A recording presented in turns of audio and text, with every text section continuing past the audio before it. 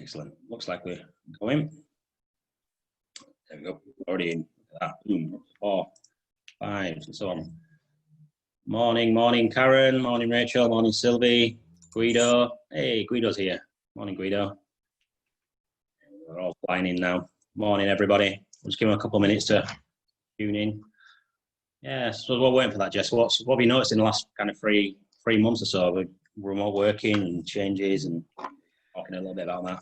Yeah, I think a lot more businesses obviously using social media and video to communicate, which is good for us, like seeing people come out of the woodwork. We've had a lot of people calling like, how do you set up an Instagram for just me and my wife or whatever. So but yeah, we've been all right really, adapting. Obviously a lot of change. Yeah, I think we've noticed a lot of that, particularly like retail and businesses that wanting to, I hate the word pivot their business online and do the e-commerce stuff. Yeah, definitely. Some businesses have done so well from it, and it's been amazing to see businesses that completely change their products and services in the space of weeks, like rather than normally it would take years, wouldn't it? So absolutely. Been an interesting time. Oh yes, challenge for everybody.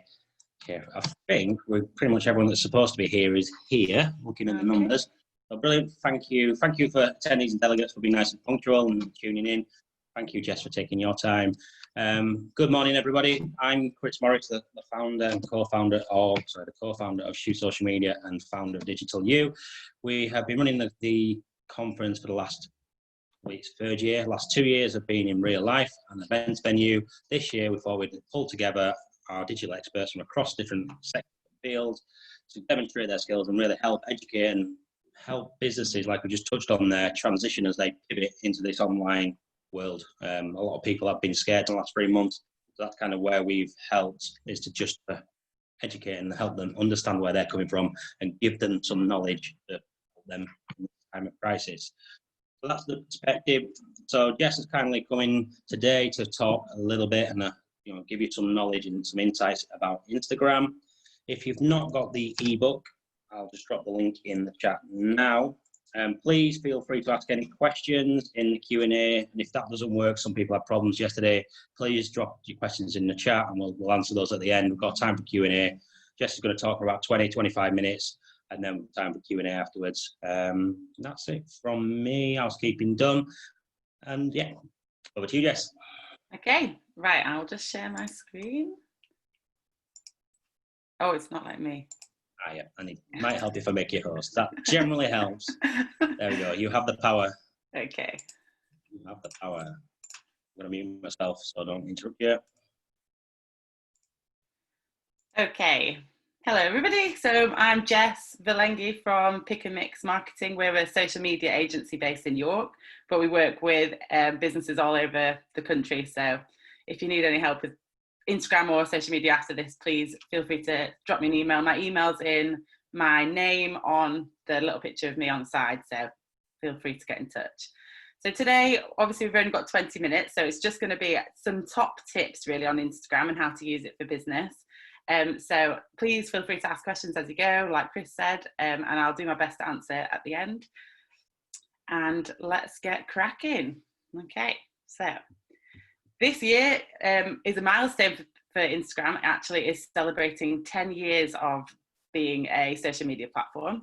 Initially, it was set up just as a simple photo editing app. So it was really for personal use. People used it to edit photos. It wasn't initially set up with business in mind, but obviously since then it's expanded very fast and now is a key income generator for a lot of businesses, including small businesses, large brands, and you'll know, if you know the word like influencers, there are people that are just making all their money from using Instagram now. So it is a massive platform. So really important, if you don't know about it, to learn a little bit about it and to understand if it's right for you and your business. So as of 2020, it had 24.46 million UK users. So a lot of people are now on the platform. Just going to see. what my next slide was, but I'm not quite there yet.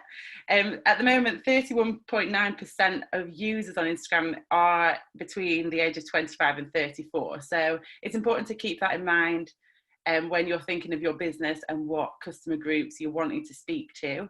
However, the slightly older audiences are starting to use it, and we've got younger users on there as well. So it's not just that age group, but that is just the key age group if you wanting to base your marketing around your key audience. And that's probably just a quick overview. I mean, it is actually the third most used social platform now under Facebook and YouTube as well. So it's really an active platform and a great way of showcasing your business on there. So I'm just going to go through my top tips for Instagram for business. And so hopefully these help if you're thinking of setting up a profile or looking to develop yours. So number one will be to switch your profile to a business profile. So when you first set up an Instagram profile, you can choose to set up a personal page or switch it to a professional or business profile.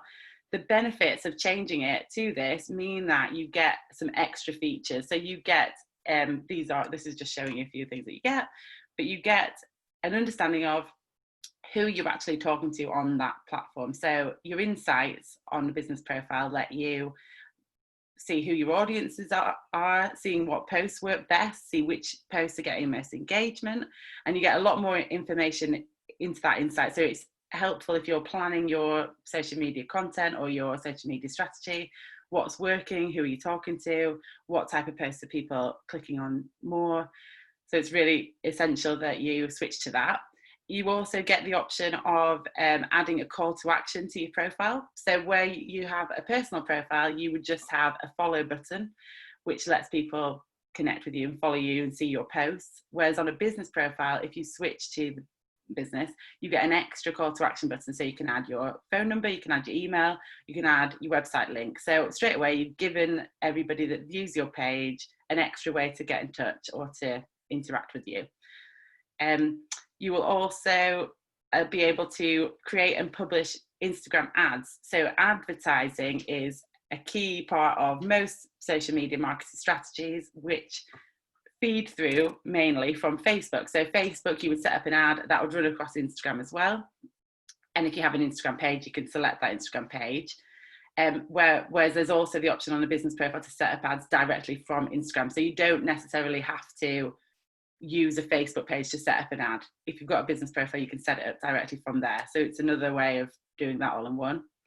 And lastly, you can also link to a catalog. So if you wanted to sell directly through Instagram, you can link your products in photos through to a catalog which has all your products online. So you can you can set that up on Facebook and link direct to a Facebook shop, or you can link it through to a website. So it's a great way of just selling directly through Instagram and showcasing your products. So that's my number one tip. Go to number two. Number two is the story feature. So a lot of people will talk about Instagram and they'll say, oh, have you seen the stories? Do you use stories? Anyway, so stories are a really good way of capturing your audience's attention. Instagram users spend on average 28 minutes a day on stories. So if they're online, they're using the stories. It's a quick way of finding information. Stories last for 24 hours, so it's a quick snippet into what's happening that day. But then you can also save your stories to a highlight. So you've got highlights on your page where you can save key things that were memorable to your business. So it might be that you have a catalogue of products on there. I've got here on my screen our Pick and Mix page, and we've got the highlights, which you can see just under the profile section and the promotions and contact. Those sections, work, events, shows, those are key things that we feel as a business are things we want to remember. So even though maybe the content wasn't quite visual enough to do as a post on our grid, we want to share it on our stories. So stories are just a really engaging technique, and 500 million people use this feature daily. So it's all like being used every minute. So if you've got something to talk about, this week, with the update about restaurants and bars being able to open from the 4th of July, you might want to be doing some stories around that and say, you know, great news, we're looking at what we're going to be doing next week, and do a countdown to your opening. There's loads of opportunities at the moment to capture your audience and be shouting about what you're doing in your business. You can also share fun stuff. So it's not all about business, let's be really professional all the time. Stories give you the option to add stickers, add funny GIFs if you want, or do a poll or instigate a chat. Like, it's a really good engaging technique to add a bit of fun into your content as well. So you might want to keep your grid really looking really professional and all high quality images, but then your story might be a little bit more fun. So you'll notice people stick stickers onto things that capture your attention, and you might think, oh, that's not maybe on brand for them, but on the stories, because it only lasts 24 hours, people have a little bit more fun with it. And I've just put some pictures here so you can see those are the sticker icons that you choose. You can tag in different people, you can use hashtags, you can add polls, etc. And then you can also add text over the top of images if you want to create a post yourself for your highlight, for your story, rather than just using a photo or a video that you've caught on camera. Okay, 86% of Instagram users post on stories. So it's most people now that use Instagram use stories. So it's just a really important part of your Instagram strategy, and they do engage more engagement than regular posts. So just definitely use them, basically, is what I'm saying. And also another thing to know about stories is if you've got over 10,000 followers on your Instagram page, which sounds like a lot of people, and it is, but if you're a big business, that might happen quite quickly. If you do have that, then you get the option to add a swipe up link in your stories. What this means is if you do a story and it's linking to a product or it's linking to a further bit of content that you want to share, there's a swipe up link, and then you can add your affiliate link, which is linking to your website, linking to the products, whatever it is. So 15 to 25% of people that see a swipe up link will swipe up. So if you do get that option, it's definitely worth trying for your business and getting them to go and see more content from you. Okay, that's stories then. That's where the story feature is. So that's where you would click if you wanted to view my story, if you wanted to add to the story, and these are the highlights. Okay, number 3. Make sure you're promoting your Instagram profile elsewhere. So it's not all about shouting on Instagram and just promoting yourself on the platform. You do need to be telling people that you're on there. So as a business, it's key to make sure you're telling people elsewhere. So some people might not use Instagram every day. They might not come across your profile without being told that you're on there. So it's just really important. So I've just put some examples here of how you should be doing this. So for example, I've got my footer in the corner at the bottom. We have our links through to social media in there. So every time I send an email, people can connect with me through Instagram, LinkedIn, Twitter, all of the platforms. But it's just important to make sure that you're adding it to places, not shoving it in people's faces, but making sure that they understand that what you're doing. You can also cross promote. So if you wanted to run a competition, for example, you might want to add that on Facebook, but then say, join our competition over on Instagram, vice versa. You might want to do it the other way around. You might want to ask people to follow you or like you on a poster in your business. You might want to have it in your window. You might want to, if you own a bar or a restaurant, people you'll see on the back of toilet doors is often a sign saying follow us on Instagram or Facebook or whatever they're doing. Or the competitions are a really good way of doing it. So you might have a competition on a poster in your business that people can see, but the way that they get involved in that competition is by going onto Instagram, finding you, following you, and connecting. That's a really important way. And just telling people, we often just ask people, have you seen us on social media? Have you been involved in our content? Just making sure that any opportunity you get, you're telling people about it, because it does take time on Instagram. It isn't a quick fix. Don't go buying followers or buying likes, because it's just not real. It's not authentic, and you will start to lose them. They'll drop off. Instagram has cracked down on it, as it has Twitter. You might have noticed if you've used a Twitter profile that some followers might have dropped off in the last couple of weeks. That's because they've got rid of lots of spam bots on Twitter, but it's the same on Instagram, and it's not worth it. Even if you want 10,000 followers, take the time to genuinely build authentic, engaged audience on there. Okay, so that's my third tip. And my fourth tip, so I think I've gone through this quite fast, but is to make sure that you're keeping up with the trends for engagement on Instagram. So simply having an Instagram presence isn't enough anymore. It's not enough to attract followers, and it's not enough to keep them. So what you need to do is just be making sure that you're keeping on top of the trends, and they are quickly changing, and there's always something new, and you'll see the competition, you know, at the moment there's been so many different challenges to get involved with, or, you know, share 7 days of your life in black and white. That was one. There's there was that 5K thing, people tagging you in stories, or there's so many different things you can that happen on Instagram. And it is a bit of a, you know, catching your tail trying to keep up with stuff, but it's really important to do that and use the ones that are most relevant for your business. So think about what interests your readers, looking in your insights, what posts have had the most engagement recently, and what was it that they asked? Did they ask questions? Did they post comments? Is there a way that you can play on that and make more of it? What type of content do you want to be using to keep them engaged? So there's loads of different types of content. You can do just lovely photos, you can do videos, you can do multiple image posts, you can do IGTV. So IGTV down here in the bottom corner is, or in the middle, sorry, is the Instagram TV section on Instagram, which allows you to post longer pieces of video content.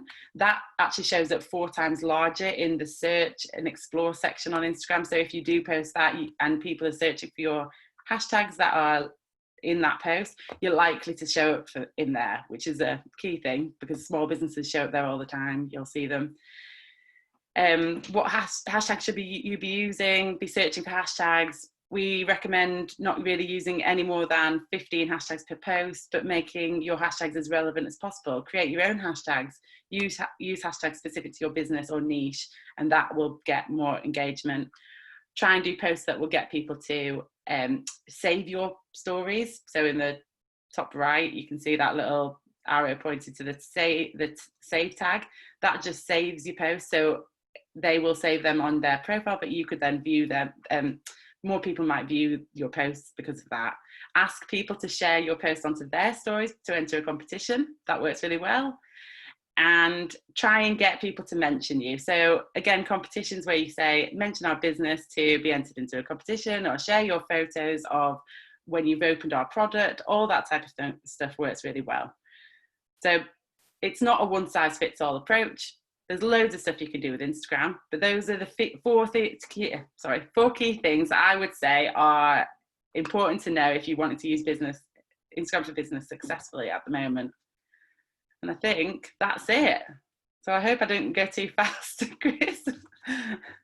No, that was absolutely brilliant. I think the thing I've noticed with Zoom over the last, certainly Zoom fatigue's a thing, but over the last 3 months, the quicker, the faster pace things are, more it keeps people's attention. I'm sure there are lots of questions that people in here. So if you're in a delegate or attendee, please drop a question in Q&A or chat. Perhaps you've got a question about Instagram in your business. How can we do certain things? You want a little bit of help with something? That was a great time to ask. I'll kind of kick off. Okay. Tools. Could you recommend any tools? Tools to use to do all this stuff.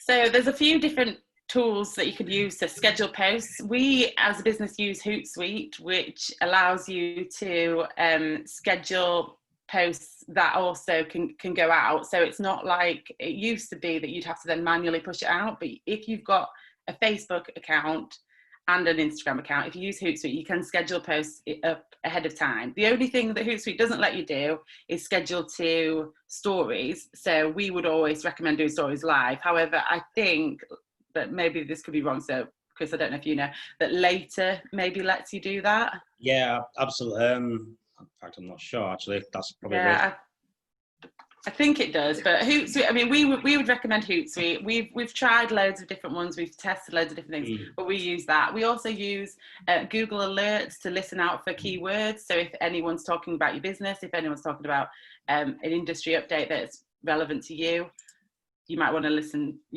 out for them. Yeah, Okay. perfect. Yeah, for scheduling, we've used Buffer as well as another one Oh, that yeah. goes direct to the platform. I think that you can do that on the free function as well. Right. And then, just another note here from Rachel. Rachel just took into the side. Rachel's More webinar will help with that. She's going to. Oh, okay. There we go. Literally post There it. you go. There we go. Rachel's More. So tune in for that one as well. So anyway, cross promotion and all that. Jess, can you see the chat and the Yeah. Q&A? Oops. I'll just scroll through that. And obviously you can see it. So I mean, probably for the purpose of the webinar, if I read a couple of questions and if you just talk around them. Yeah. So Rachel makes comment, really useful, and then asks, what type of business does Instagram suit if audience is on there? If their audience is on there, how often should a business post and use a story on Instagram? Okay, so it does depend who your audience is. Like, are they, what are they looking for? I think that's actually the most important thing. So, you'd use LinkedIn if you're a more professional service because people are on there and they're thinking professionally when they're on there. You're using it more for business. Whereas on Instagram, you're using it more socially. People do engage with friends and family quite a lot on there. So bearing in mind what moment they're in their buying journey when they're on Instagram is important to think about. How much to post? It does vary, and people say different things, but I think, and we would say 3 to 5 times posting a week on the grid is enough. But if you wanted to use stories, I'd recommend using stories every day because they only last 24 hours. If you don't have a story live, you're not going to get seen. So you might see other bigger brands and influencers that sometimes don't even post on their grid. They might post on their grid once a month or once a week, but they post on stories every day. So that would be my. I pretty much agree with that, to be fair. I think for me, just to add to that, I think to find your sweet spot, it's useful to look at the analytics. If you kind of can see when your peak amount of engagement is, how many people are actually liking your posts, that tends to indicate how often you should post as well. Next question. I have an Instagram account. I'm a pet portrait artist and I get good engagement but struggle to get anyone to book on from there. I get nearly all my bookings from LinkedIn. Okay. So I think there's a question in there somewhere. So I suppose, how do I use... good engagement, but no bookings. Yeah. So how do I challenge that? How do I get booking from Instagram? I suppose I'd be wanting to see like what type of content you're using. What are you asking people to book through Instagram? Are you sharing posts and saying, come to me to book your pet portrait? Is it because, how do you know you're not getting bookings from Instagram? I think that's always a key thing as well. I mean, we use Google Analytics to measure how many people have come from each of the platforms each month. So I can see directly like how many have come from Instagram. I think that Instagram, sometimes if you don't actually sell on Instagram with a product linked to a catalogue, you might, it might be one of their touch points before they approach you. So you might feel like you're not getting inquiries from there, but actually indirectly you might be. But I'd maybe just check your posts. Are you definitely adding your call to actions? Have you switched to a business page and added contact me? Have you looked at your post engagement and have you been responding to comments on there? If someone's commented, have you responded back and said, get in touch for more details about pricing? Is it easy for people to get in touch? That's probably what I would say. So Nikki's just come back with a comment to clarify. She says Nikki says, sorry, I share work in progress, drawings and finished pieces, testimonials, etc., but seem to only get engagement from other artists. So that may be a question around getting the right kind of followers, as in customers, as opposed to like-minded people who are artists. Yeah, so maybe the hashtags you're using, are you engaging with your customer groups, or have you, because of using hashtags like hashtag photography or whatever your hashtags are, is that then generating an audience of peer-to-peer rather than customers? It may be. Maybe you need to run some ads and target people that are interested in buying pieces rather than just other artists. That might help you. And using your stories as well, engaging in conversations with other relevant businesses on the platform as well will definitely help with that. Yeah, I think just to add to that, Jess, so there's a tool we use called RightTag. It's a website, helps find hashtags that are relevant. So if you're fed up of talking to artists or people that you don't want to talk to, you want to find the ones you do. So you can go to RightTag and start playing around with a search term. I'll type it in there, the chat. So you've got the link. It's free. All you do is search for relevant terms, and it gives you other ideas of most popular hashtags. So it might prompt your thinking and your inspiration to find the right hashtags that are going to be attracting the right kind of people. Hope that helps. Okay. And then, so that's for the chat ones done. We've got 3 questions in the Q&A bit. So Karen asks, do you have any other tips to engage and build followers for B2B? So B2C quite a lot. What about B2B? Any ideas? It's a difficult one, B2B, because you are talking directly to businesses, obviously, because you're talking to the people behind the business. But I would just recommend thinking about what content they're interested in. So I suppose, so Pick a Mix, for example, we're B2B, and the types of things that we'll share are useful information on updates on social media, or how-to guides, or that type of thing, to try and engage them. So depending on what your business is, like what do your followers or what do your customer groups want to know from you? Like, how can you help? Are you there to offer support? It all depends, like what the business is really, that your business, to answer that. But definitely searching for specific hashtags that you can get involved with, and responding to comments on other posts. So you might see other posts that have questions on them that you could respond to as a business. That would all help.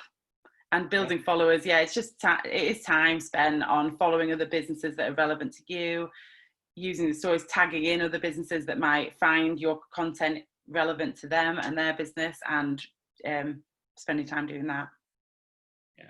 Talk to them. I think the key for any of the social stuff for me is the words in the clues in the title. Social media, talking, engaging, talking to the ones you want to talk to, would be my suggestion. A couple more questions. Kavita asks, how can you see analytics on a website, or can you only see it on a mobile app? Also, how can you see analytics from a longer period or of a longer period? So statistics analytics, I suppose. Yeah, so in terms of Instagram analytics or Instagram insights, you can only see them from the phone, I believe, but you can see it for a longer period if you just change the date range. When you go onto it, it'll say see more, and then you can click into that and you can change it for a year, you can change it for 3 months, 1 month, 1 week. So you can see all that. What was the other bit on there?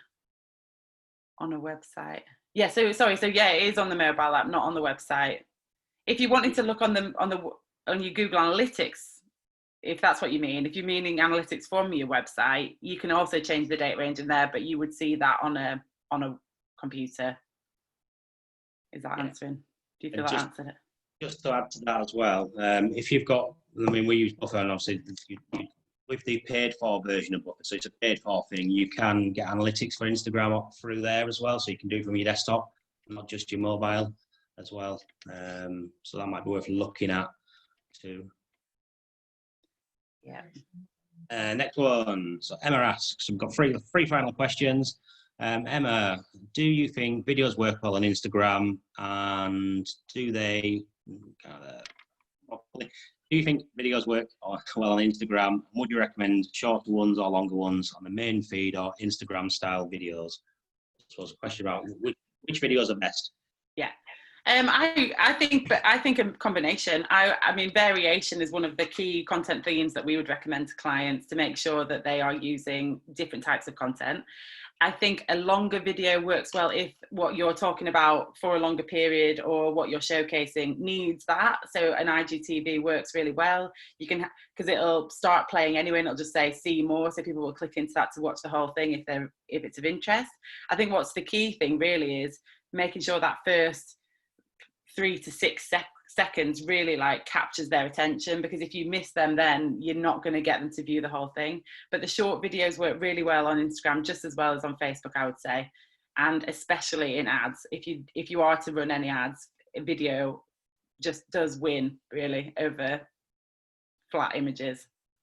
Just had a thought there, Jess, as well, going back to one of your key stats you mentioned in your presentation. The IGTV is 4 times more likely to show up in search. Yeah. So I didn't actually realise that. So I'm just thinking, linking it back to Karen's question, the B2B, perhaps you've got your own webinars that are useful, value-added content for your B2B customers or potential customers. You could record that as a longer IGTV type thing. I think it's still up to an hour. You can do a video. I think that would work really well if it's more likely to show up in the right places. And then you've got, I don't know, just trying to think a little bit how we could use that. Yeah, and the and the size of it. So when you look at the explore function, so when you search on explore, you see lots of content that sometimes is a little bit random, I would say, but apparently it's linked to what you've been searching for and stuff. So there's always one really big IGTV, and if you are interested in social media, for example, and then we did a video about social media tips, it's much more likely to come up and share in a bigger amount of space than the other posts. So yeah, combination, I'd say. Brilliant, thank you.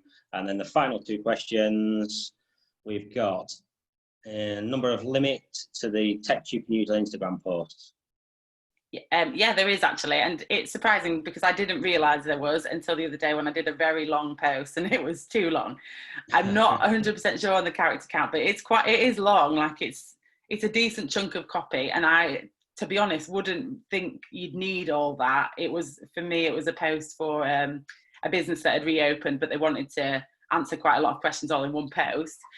I don't think that you need to have the message mainly in the image, because I can see your next question feeds on from this. I think that your picture should be the capturing bit of the post, so it can be, if it has text in it, then that's fine, but then the copy should just explain what that image is and include your call to action and stuff. I don't think you would hit your text limit unless you were writing like a full blog post, and at that point I would say you need to be linking through to read more somewhere else on your website and update your bio link to that instead. So I would say. Could I add to that as well? Just thinking from a technical thing, Rachel. So if you're thinking about Instagram ads running, obviously linking in with Facebook ads, they do penalise you for having more than 20% of an image as text or has text on there. So just consider that if you're looking at the advertising side of things, that if you have got an image with text on it, it's got less than 20% of the total there as well. Otherwise, it's going to cost you more. It'll still show the ad, but it'll cost you more to get the relevant metric you want to achieve. Anyway. Any final questions? We had a private question asked about recordings and sort of webinars. People are busy.